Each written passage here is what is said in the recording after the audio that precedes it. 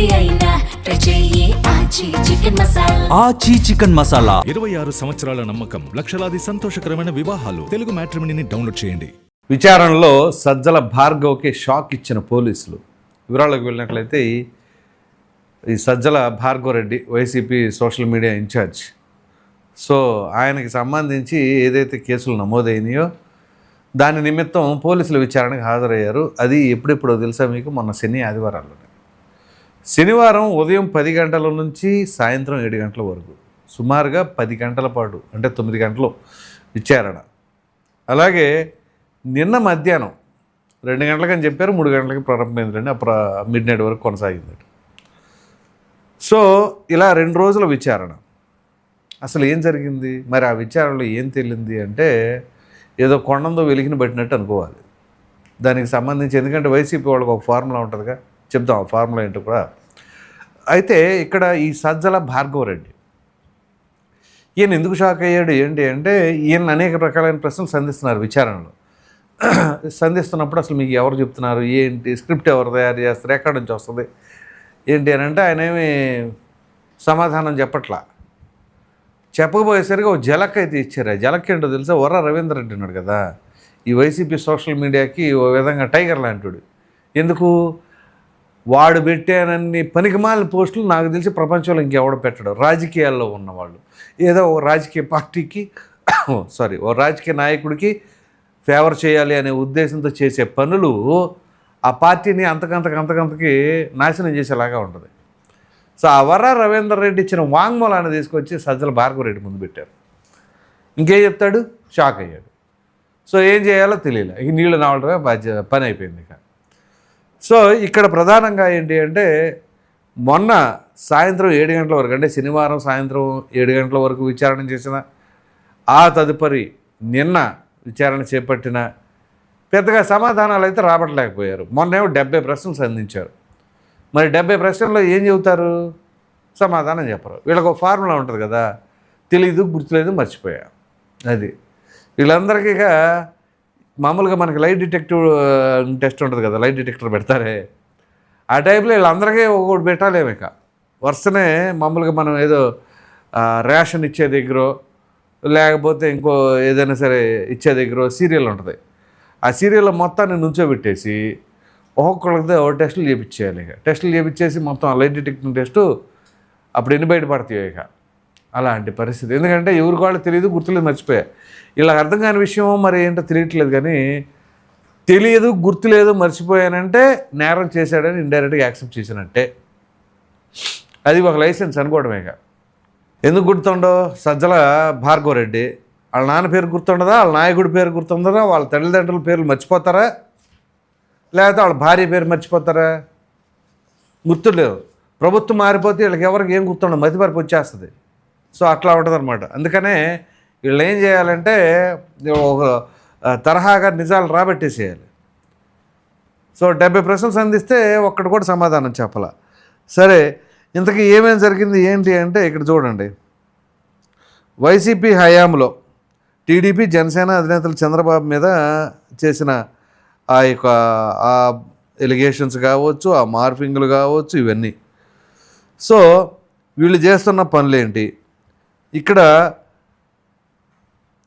ఉన్నత స్థాయి నుంచి వచ్చిన ఆదేశాల మేరకే నడుచుకున్నారా, మీరే సొంతగా తయారు చేశారా అని ప్రశ్నించగా ఎటువంటి సమాధానం రాలా.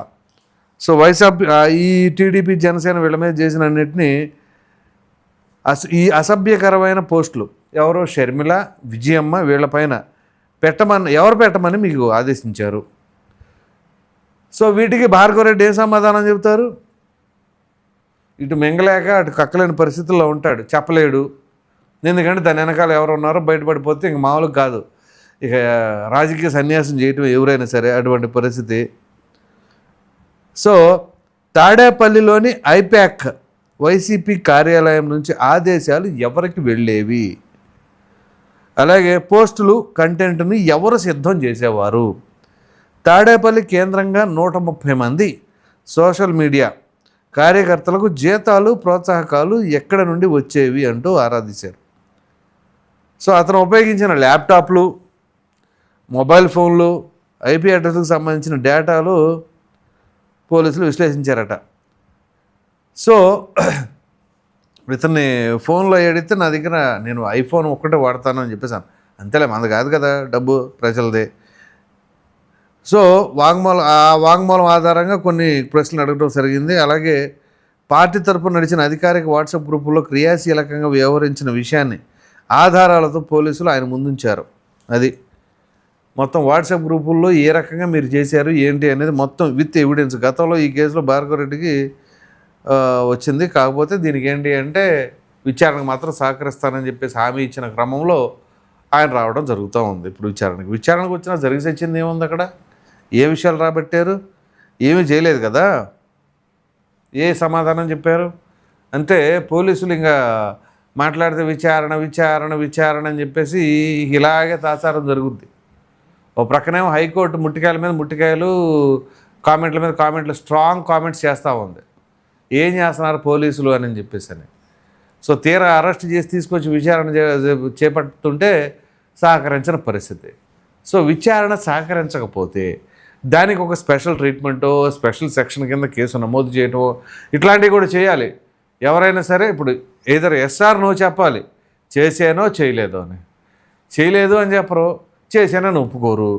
ఈ రెండింటికి మధ్యస్థంగా ఏంటి తెలియదు, గుర్తులేదు, మర్చిపోయాను అంటారు. ఈ రెండింటికంటే ఎక్కువ పెద్ద క్రైమ్ అది అయ్యి ఉండాల.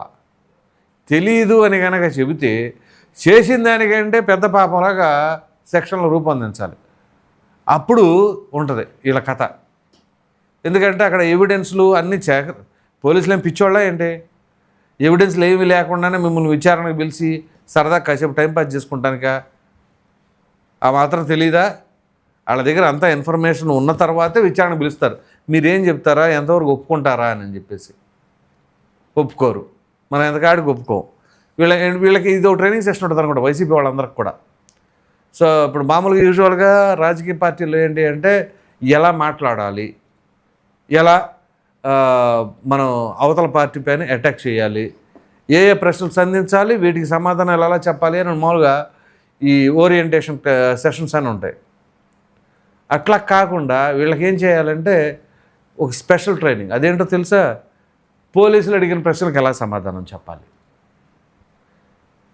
వాళ్ళు ఇలా కాదు అలా తిప్పి అడుగుతారు కదా, ఆ తిప్పి అడిగినప్పుడు ఏం చెప్పాలి, మన దగ్గర ఎటువంటి వెపన్స్ ఉండాలి, తప్పించుకోకుండా మనం ఎలా చేయాలి. సో ఏ విధంగా మన కేసులకు సంబంధించిన వ్యవహారం కావచ్చు, మనం చేసిన అవినీతి అక్రమాలకు సంబంధించింది కావచ్చు, ఇవన్నీ ఏ విధంగా దాటవేయాలి, ఎట్టి పరిస్థితుల్లో ఎవరికి అనుమానం రాకుండా చేసుకోవాలి, ఒకవేళ అనుమానం చేసి ఉన్నా దాన్ని ఎలా తప్పించుకోవాలి, ఇట్లాంటివన్నీ కూడా వీళ్ళకు ట్రైనింగ్ ఇవ్వాలేమో. ఎందుకంటే ఈ కూడ ప్రభుత్వ అధికారంలోకి వచ్చిన తర్వాత ఈ అప్రాక్సిమేట్లీ 1 సంవత్సరం 10 నెలలు 11 నెలలు అనుకోండి, రేపు ఇక ఏప్రిల్ కూడా అయిపోవచ్చింది కాబట్టి. సో ఈ 2 ఏళ్ల కాలంలో ఎంతమంది విచారణకు హాజరైనప్పుడు వాళ్ళలో ఎంత మేరకు సమాధానాలు చెప్పారు, అందులో ఎన్ని నిజాలు చెప్పారు, వీలైనంత వరకు అందరూ తెలియదు, గుర్తులేదు, మర్చిపోయినాం తప్ప ఇదిగో ఇది జరిగింది అని చెప్పేసి స్పష్టంగా ఒక్కళ్ళన్నా ఒప్పుకున్నారా? ఒక్కరు కూడా ఒప్పుకోవాలి. అంత దారుణంగా ఉన్నారు అని అంటే ఇది ఖచ్చితంగా దీనికి ఇంకా ప్రత్యామ్నాయంగా ఆలోచించాల్సిందే, లాభం లేదు. సో అటువంటి పరిస్థితి ఉంది. ఈ సజ్జల భార్గవరెడ్డి అనే వ్యక్తి అసలు మామూలుగానా? ఎప్పుడైతే ఆయన చేతికి ఇంకా సోషల్ మీడియా వచ్చిందో ఇక మనకు తిరిగిలేదు. సోషల్ మీడియానే కాదు, రాష్ట్రం అంటేనే మనం తరహాలో. ఓ పక్కన చూస్తేనే తండ్రి ఏమో అందరూ మంత్రుల్ని, ఎంపీలని, అందరిని, పార్టీలో ఉన్న నాయకులందరినీ గ్రిప్లో పెట్టుకున్నాడు, ఇంక్లూడింగ్ జగన్మోహన్ రెడ్డి అని చెప్పేసి అని కూడా ఆరోపణలు ఉన్నాయి. ఇక సోషల్ మీడియా ఇచ్చేసి ఆ యూత్ వింగ్ అంతా ఈయన గ్రిప్లో పెట్టేసుకున్నారు. ఈ గానా భజాని సజ్జల భార్గవరెడ్డికి, సజ్జల రామకృష్ణారెడ్డికి, వీళ్ళిద్దరికి డప్పులు కొట్టలేక ఆ పార్టీలో వాళ్ళు చచ్చిపోయేవాడు పాపం. అది పరిస్థితి. ఆ రకంగా చివరికి ఏం చేశారంటే మొత్తం కలిపి సర్వం భూస్థాపితం. ఇది పరిస్థితి. సో ఈ నేపథ్యంలోనే ఈ సజ్జల రామకృష్ణారెడ్డి మరి ఆయన కుమారుడు ఎప్పుడైతే విచారణకు వెళ్తున్నాడో ఆయన గుండెల్లో దడాలు అంటూ ఉంటుంది కదా. ముందు ఆయన ఒక విచారణ అంటే ఆయన ఎదుర్కొంటాడు, అది వేరు. ఎందుకంటే ఆయన కొంచెం ఇది ఉంది కాబట్టి. సో సజ్జల భార్గవరెడ్డి అనేసరికి మరి ఏంటి పరిస్థితి? రామకృష్ణారెడ్డి అంటే డక్క మొక్క తిన్న క్యాండిడేట్ కాబట్టి అన్నిటిని తట్టుకుంటాడు. భార్గవరెడ్డి ఆ రకం కాదు కదా. సో ఆ రకంగా ఇప్పుడు మరి ఆయన వెళ్తున్నాడంటే ఈయనకు దడ, మరి ఆ దడదడలు ఏమైనాయో రాత్రి విచారణలో మరి ఇక ఈయన ఏమాత్రం కూడా సహకరించలేదు కాబట్టి తదుపరిగా మరి పోలీసులు కోర్టుకి ఏం చెప్తారు, మరలా విచారణ కావాలంటారా? ఈ విచారణ ఎక్కడ కూడా కాదు, తీసుకెళ్ళి ఎక్కడో అజ్ఞాతంలో తీసుకెళ్ళిపోవాలా, అటువంటి చోట తీసుకెళ్ళి మొత్తం ఎంక్వైరీ చేయాలి. అంతేగాని ఇక్కడ 4 గోడల మధ్య అక్కడ ఎక్కడ చేస్తుంటే అబ్బే ఏ మాత్రం కూడా ఉపయోగం లేదు. సరే చూద్దాం మరి పోలీసులు ఇదో పెద్ద ఛాలెంజింగ్గా తీసుకుంటారా. మొత్తం మీద ఆ వాంగ్మూలం వర్రా రవీందర్ రెడ్డి ఇచ్చిన వాంగ్మూలాన్ని ఎదురుపెట్టేసరికి సజ్జల రామకృష్ణారెడ్డి షాక్ అయ్యాడు. కాకపోతే ఇక మనకుంది కదా ఆ యూనిక్ ఆన్సరు, తెలియదు గుర్తులేదు మర్చిపోయాయంటే అది నడిచిపోద్ది అని చెప్పేసి వీళ్ళు ట్రైనింగ్లో అదే చెప్తున్నారేమో. మరి మీరేమనుకుంటున్నారో సజ్జల రామకృష్ణారెడ్డి వాళ్ళ కుమారుడు అయినటువంటి సజ్జల భార్గవ రెడ్డికి ఎటువంటి శిక్ష పడితే బాగుంటుందని మీరు కోరుకుంటున్నారో మీ అభిప్రాయాన్ని కామెంట్లో తప్పకుండా తెలియజేయండి. Thank you.